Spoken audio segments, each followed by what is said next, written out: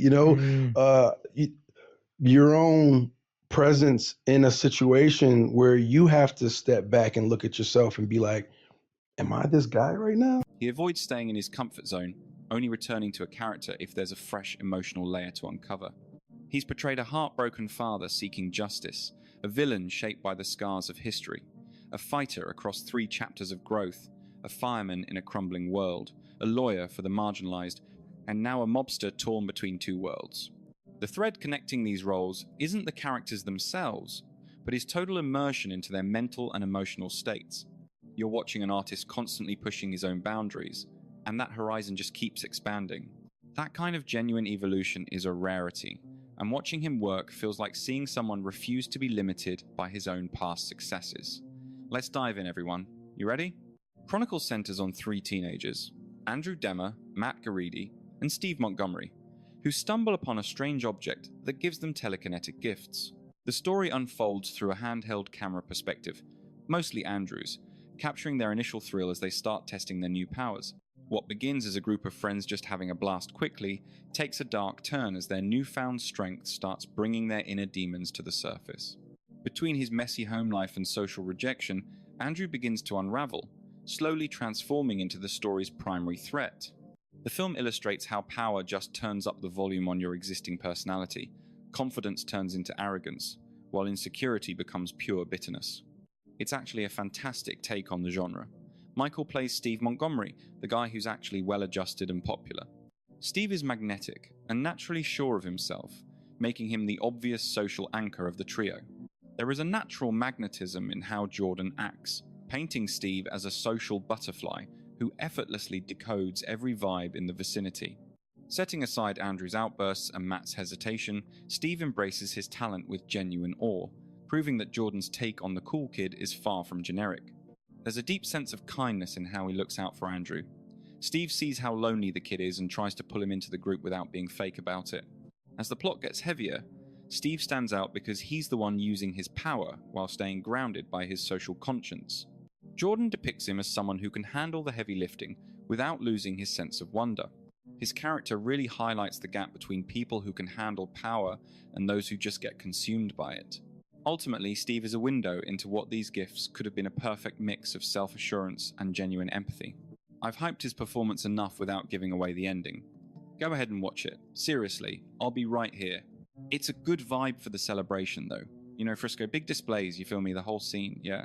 Fruitvale Station plays out as a witness to the final 24 hours of Oscar Grant's life. It follows Oscar through mundane tasks, getting food, visiting his mum, playing with his little girl.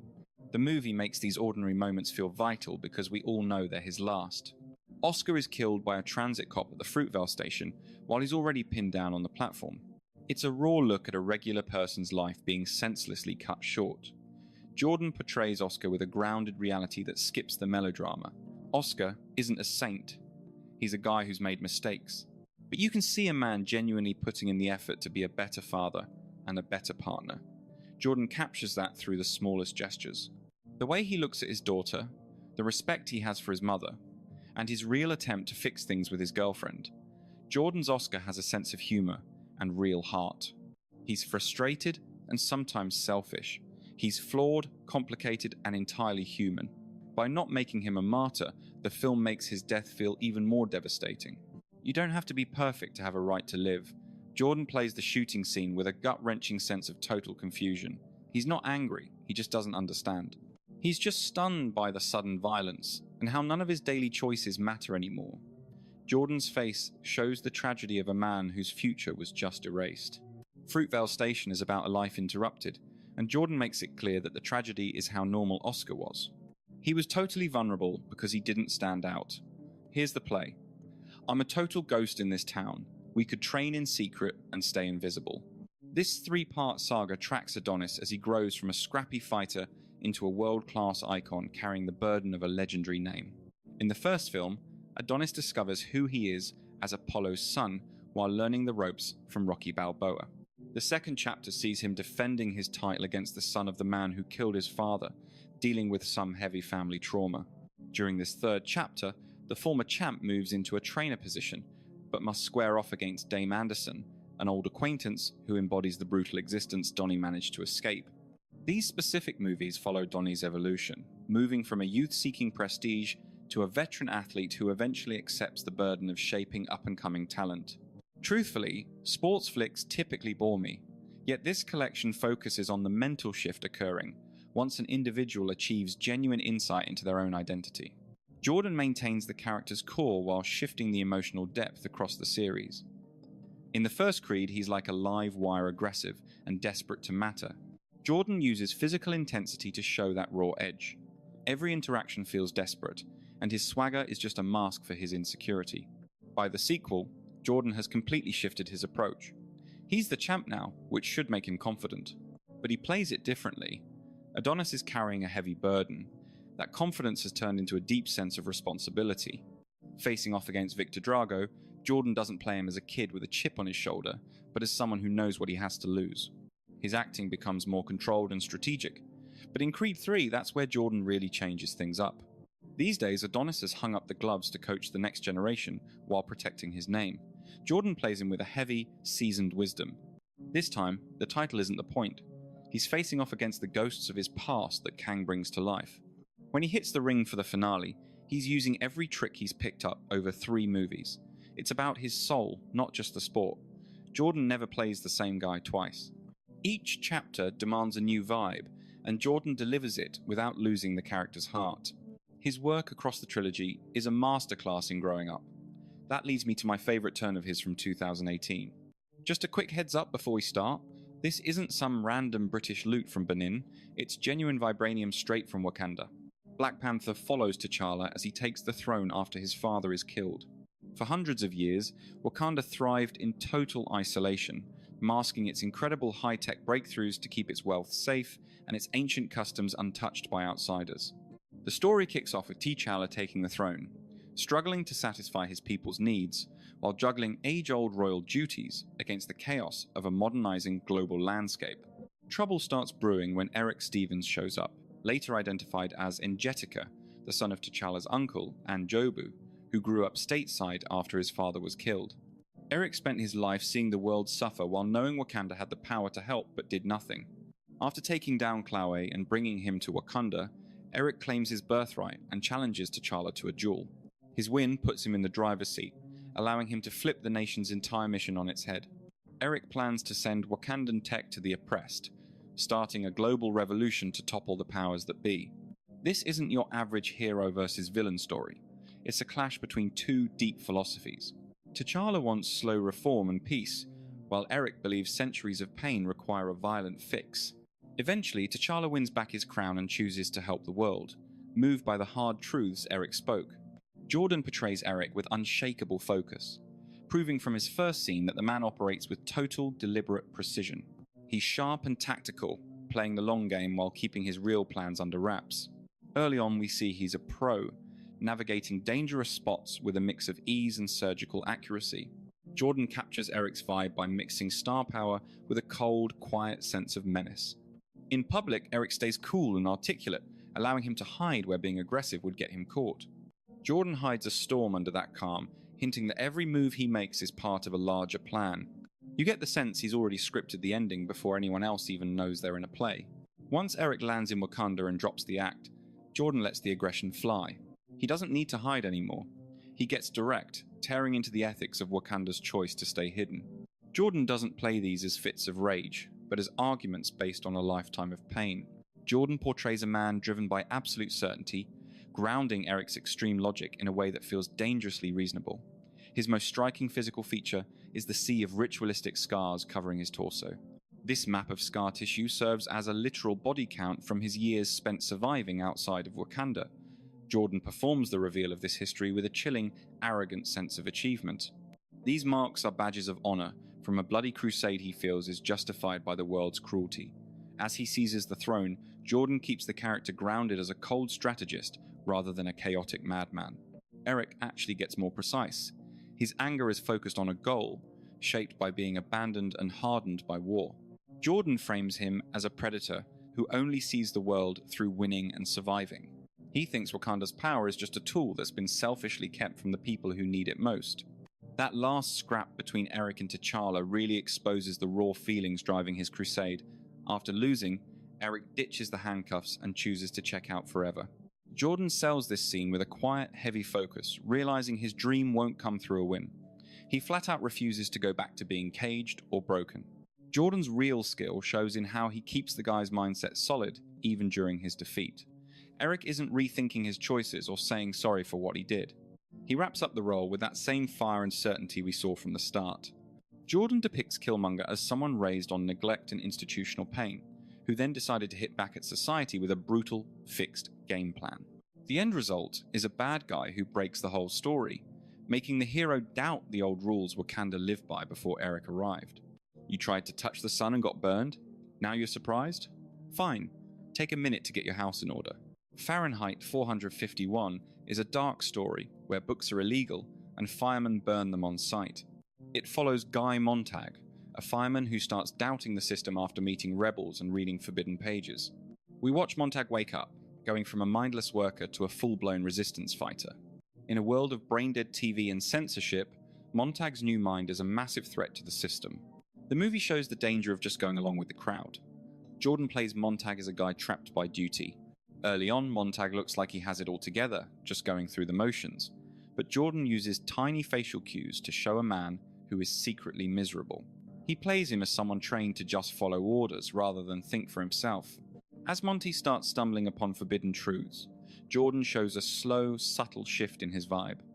You can see curiosity and doubt start to creep in through very small, careful movements. Jordan uses his voice and his timing to show the character finally waking up inside. He captures that total confusion you feel when you realize the world is way bigger than the rules you were told to follow. Montag's growth happens in small steps. Every time he sees a new idea, it sparks a fight between the obedience he was taught and the independent thoughts he is starting to have. By the time we reach the end, Jordan gives us a version of Monte that is sharp, brave, and fully present. Every move he makes is now a conscious choice based on his own morals. His acting proves he can pull off a total mental makeover without being over the top. He makes the character's internal war feel just as intense as any big action scene. I realized that outside my own neighborhood, nobody gave a damn because to them, he was just another black man who died in the housing projects. Just Mercy is a legal drama based on Bryan Stevenson's life story. It follows a fresh Harvard law grad who heads down to Alabama to help people on death row, especially Walter McMillian, a man framed for murder because of racism and lies. The story moves like a legal thriller, but feels like a spiritual quest. We watch Bryan investigate the case, fight the courts, and expose how rotten the system really is. The film puts a human face on the legal battle while showing exactly how the entire justice system is failing the people it should protect. Justice isn't treated like some distant theory here. It's shown as a constant, grinding war against deep-seated unfairness and old-school hate. Jordan plays Bryan Stevenson as a lawyer with an ironclad moral compass. He's up against a system that is mean-spirited, incredibly slow, and totally uninterested in finding the truth. Right at the start, Jordan shows us Bryan's hopeful and sincere side. He carries himself with a professional swagger that hides the fact that he knows how hard this fight is going to be. He nails the tension between being morally right and having to play the long game. Bryan has to deal with red tape, constant prejudice, and serious threats to his life and career. Throughout the film, Michael's acting captures a guy turning from a hopeful dreamer into a battle-hardened fighter for the truth. Whether he is in court or just talking to people, Jordan makes Bryan's intelligence and heart clear to see. He shows real authority without ever sounding like he is giving a boring lecture. There is your new vocabulary word for the week. Jordan also perfectly captures the heavy emotional toll of seeing unfairness up close, balancing his anger and sadness with a grit that never quits. By the end of the movie, Jordan shows Bryan as a symbol of pure resilience. That final win in the courtroom isn't some flashy celebration. It's a quiet, sober moment of progress in a broken world. Jordan's performance proves he can take big, complicated legal and ethical questions and make them feel deeply personal. Just Mercy shows off his talent for playing a hero whose strength comes from quiet discipline and moral guts rather than flash. Do you recall that night? Yeah. I remember those shoes and that dress. Do you remember your hair? Without Remorse is a gritty action flick based on the Tom Clancy book. It follows John Kelly, a United States Navy SEAL who is out for blood after a hit squad kills his wife. It is a classic revenge story, where John hunts down the killers, only to find a massive conspiracy involving Russian spies and global tensions that are spinning out of control. The story blows up from a personal grudge into a full-on international crisis. It turns out the operation was way bigger than anyone first realized. At the end of the film, John fakes his own death and takes on the name John Clark. He becomes a shadow operative who works outside the usual chain of command. The movie makes his change feel like it was bound to happen. A guy who has lost everything is the most dangerous person you can put on a mission. Yeah, I know it's a bit of a cliche, but give it a chance. They even managed to get Coulson in the cast. Michael plays John Kelly as a man whose heart has been completely ripped out. In the beginning, he's a great husband, but Jordan still lets you see that inner fire. This is a guy who was built for war, but for a short time, he tried to use those skills to build a normal, quiet life at home.